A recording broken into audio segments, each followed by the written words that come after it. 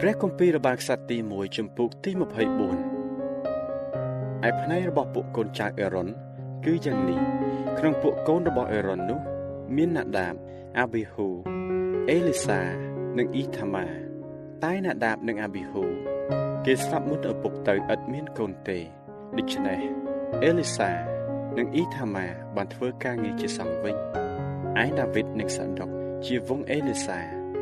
ហើយអាហ៊ីម៉ាឡេកជាវង្សអ៊ីថាម៉ាក៏ញែកគេចេញជាពួកតាមវេនការងារគេរីឯខាងពួកវង្សអេលីសានោះមានមេច្រើនជាងខាងពួកវង្សអ៊ីថាម៉ាហើយគេត្រូវចែកជាពួកយ៉ាងនេះគឺក្នុងពួកវង្សរបស់អេលីសាមានមេលើវង្សរបស់ឪពុកគេ16នាក់ហើយក្នុងវង្សរបស់អ៊ីថាម៉ាមាន8នាក់តាមវង្សារបស់ឪពុកគេរួចបានញែកគេចេញជាពួកស្មើគ្នារៀងរាល់ពួកត្បិតមានពួកមេលើទីបរិសុទ្ធនិងពួកមេសម្រាប់ការងារនៃព្រះនៅពួកទាំងសងខាងគឺខាងពួកវង្សអេលីសានិងខាងពួកវង្សអ៊ីថាម៉ាផងឯសេម៉ាយ៉ាកូននេថាណេលគឺជាស្មៀនជាអ្នកក្នុងពួកលេវីលោកបានកត់ឈ្មោះគេនៅចំពោះស្ដេចនិងពួកមេព្រមទាំងសាដុកដ៏ជាសង្ឃនិងអាហ៊ីម៉ាឡេកជាកូនអាប៊ីថាហើយពួកអ្នកជាកំពូលលើវង្សរបស់ឪពុកគេក្នុងពួកសង្ឃនិងពួកលេវីផងគេបានរើសយកពួកវង្សមួយសម្រាប់អេលីសាហើយមួយសម្រាប់អ៊ីថាម៉ាឆ្នោតទី1ត្រូវលើឈ្មោះយេហូយ៉ារីបទី2ត្រូវលើយេដាយ៉ាទី3ត្រូវហារីមទី4ត្រូវសេអ៊ូរីមទី5ត្រូវម៉ាល់គៀទី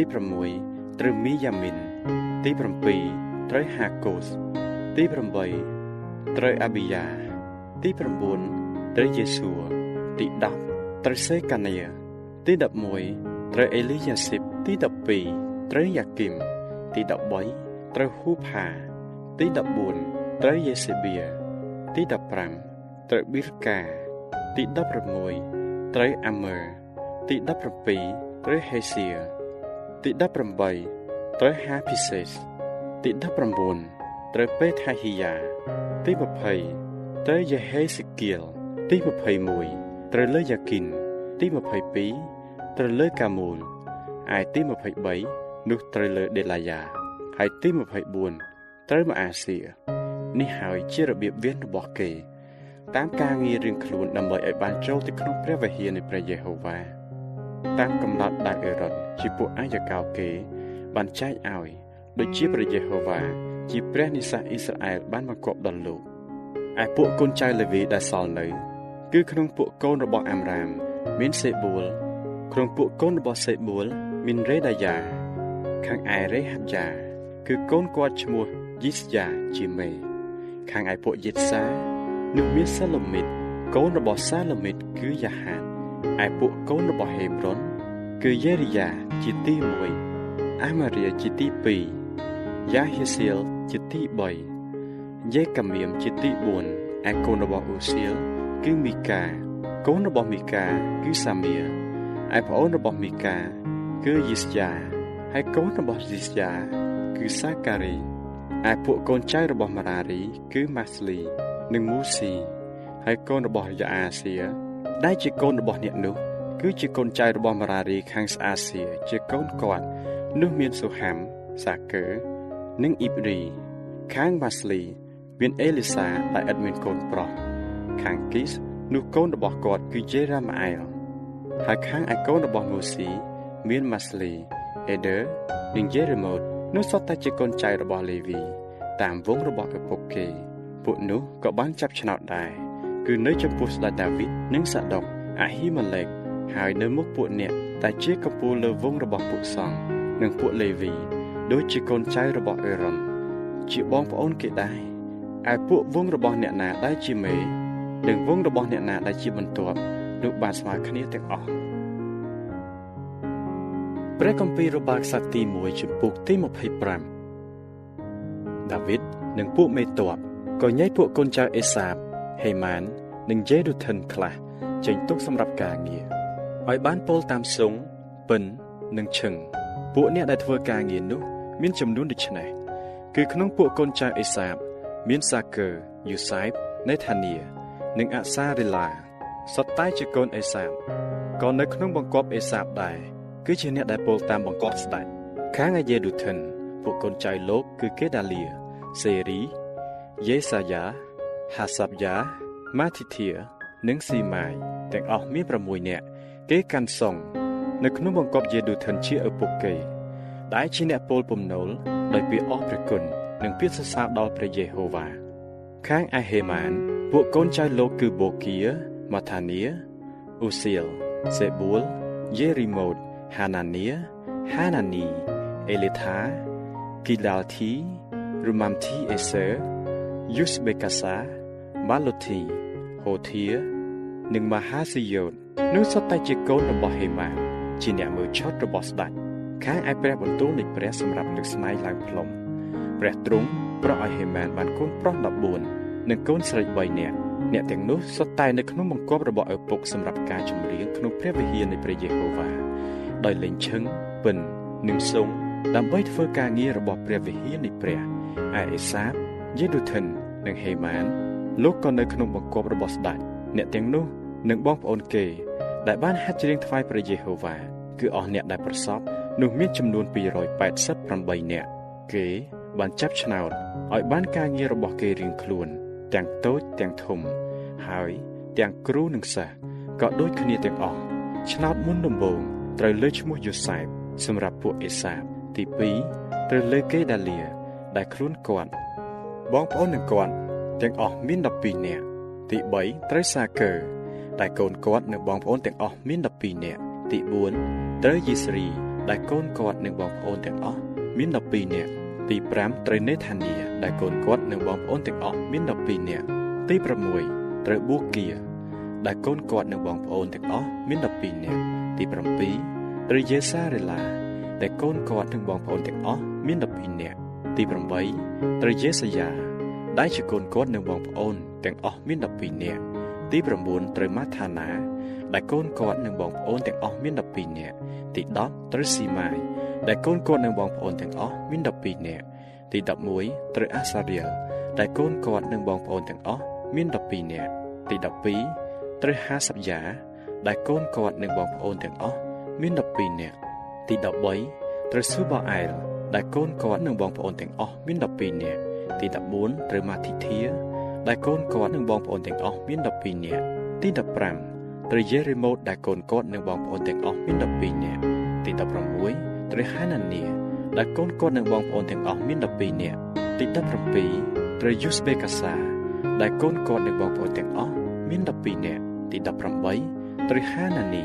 ដែលកូនគាត់និងបងប្អូនទាំងអស់មាន12នាក់ទី19ត្រូវម៉ាឡូធី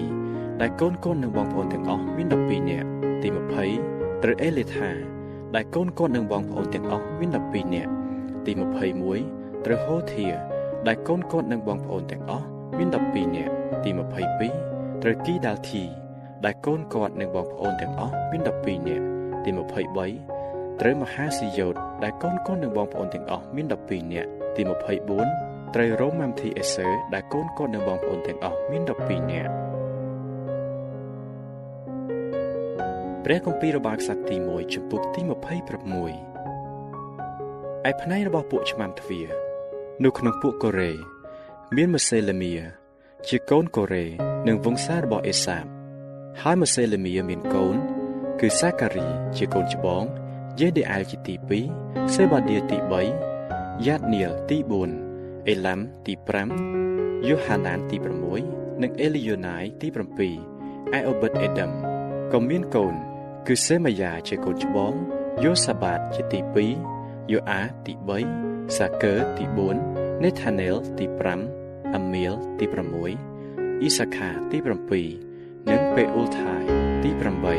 ត្បិតព្រះបានប្រទានពរដល់លោកហើយសេម៉ាយ៉ាជាកូនលោកក៏បានកូនដែរអ្នកទាំងនោះបានត្រួតត្រាលើវងឪពុករបស់គេត្បិតគេសុទ្ធតែជាមនុស្សខ្លាំងពូកែមានចិត្តក្លាហានឯកូនរបស់សេម៉ាយ៉ាគឺអូតនីរេផែលអូបេតអែលសាបាតនិងបងប្អូនគេដែលជាមនុស្សក្លាហានគឺអេលីហ៊ូនិងសេម៉ាគៀនោះសុទ្ធតែជាកូនចៅរបស់អូបេតអេដាមដែលខ្លួនគេកូនចៅនិងបងប្អូនគេសុទ្ធតែជាមនុស្សមានកម្លាំងជំនាញក្នុងការងារមាន62នាក់ដែលកើតពីអូបេតអេដាមឯម៉ូសេលេមៀគាត់មានកូននិងបងប្អូន18នាក់ដែលសុទ្ធតែជាមនុស្សក្លាហានហើយហូសាក្នុងវងម៉ារារី ក៏មានកូនគឺស៊ីម៉ារីជាមេបើទោះបើគាត់មិនមែនជាកូនច្បងគង់តែឪពុកបានតាំងឡើងឲ្យធ្វើជាមេដែរហិលគីយ៉ាជាទី2ថេបាល់យ៉ាទី3សាការីទី4ហើយកូនចៅនិងបងប្អូនរបស់ហូសាទាំងអស់មាន13នាក់ក្នុងបរ្ដាអ្នកទាំងនោះបានរើសយកអ្នកឆ្មាំទ្វារសម្រាប់ជាវេនតគ្នាព្រមទាំងពួកមេដែលមានការងារដូចជាបងប្អូនគេដែរនោះផងដើម្បីនឹងរក្សាក្នុងព្រះវិហារនៃព្រះយេហូវ៉ាគេក៏ចាប់ឆ្នោតទាំងតូចទាំងធំតាមវងរបស់ឪពុកគេឲ្យបានត្រូវទ្វារនីមួយៗឆ្នោតដែលត្រូវទ្វារទិសខាងកើតនោះត្រូវលើសេលេមៀរួចមកគេចាប់ឆ្នោតឲ្យសាការីជាកូនគាត់ដែលជាអ្នកជួយកំណត់យ៉ាងចំណានហើយឆ្នោតគាត់ត្រូវត្រង់ទ្វារខាងជើងឯឆ្នោតរបស់អេប៊ីតអេដាមត្រូវត្រង់ទ្វារខាងត្បូងហើយឆ្នោតរបស់ពួកកូនគាត់ត្រូវខាងឃ្លាំងឆ្នោតរបស់ស៊ូភីមនិងហូសានោះត្រូវត្រង់ទ្វារខាងលិចនិងទ្វារសាឡេកេតត្រង់ថ្នល់ដែលឡើងទៅឲ្យគ្រប់គ្នាបានចាំយាមទល់មុខគ្នាឯខាងកើតមានពួកលេវី6នាក់ខាងជើងមាន4នាក់រាល់តែថ្ងៃខាងត្បូងមាន4នាក់រាល់តែថ្ងៃហើយខាងឃ្លាំងមាន4នាក់ត្រង់ទ្វារបបឺខាងលិចមាន4នាក់ចាំនៅត្រង់ថ្នល់ហើយ2នាក់នៅត្រង់ទ្វារបបឺនោះនេះហើយជាវេនរបស់ពួកឆ្មាំទ្វារក្នុងពួកកូនចៅកូរ៉េនិងពួកកូនចៅម៉ារារីហើយក្នុងពួកលេវីមានអាហ៊ីយ៉ាជាអ្នកត្រួតលើទ្រព្យវិសេសនៃព្រះវិហាររបស់ព្រះហើយលើឃ្លាំងនៃរបស់ដែលបានថ្វាយទាំងប៉ុន្មានចំណែកឯកូនចៅរបស់ឡាអាដានគឺជាកូនចៅនៃពួកកេសុនដោយកើតដោយសារឡាអាដានជាពួកមេលើវងរបស់ឪពុកគេរៀងខ្លួនដែលត្រូវខាងឡាអាដានជាពួកកេសុននោះមានយីអៃលីឯកូនរបស់យីអៃលីគឺសេថាននិងយូអែលជាប្អូនគេបានត្រួតលើទ្រព្យវិសេសនៃព្រះវិហាររបស់ព្រះយេហូវ៉ាហើយក្នុងពួកអាំរ៉ាមពួកយីតសាពួកហេប្រូននិងពួកអូសៀលព្រមទាំងសេប៊ូលជាកូនកេសុនដែលជាកូនម៉ូសេនោះសុទ្ធតែជាអ្នកត្រួតលើទ្រព្យវិសេសទាំងអស់ឯបងប្អូនគាត់ដែលកាន់ដោយសារអេលីសើនោះគឺរេហាបយ៉ា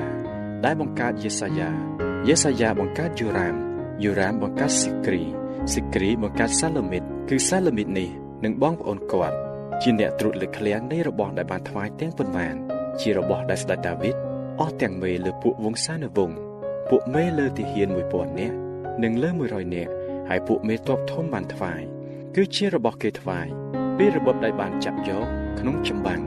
សម្រាប់នឹងជួសជុលព្រះវិហារនៃព្រះយេហូវ៉ាហើយរបស់ទាំងប៉ុន្មានដែលសាំយូអែលជាអ្នកមួយឈុតសូលជាបុត្រគីសអាប៊ីណឺជាកូននឺនិងយូអាប់ជាកូនសេរីយ៉ា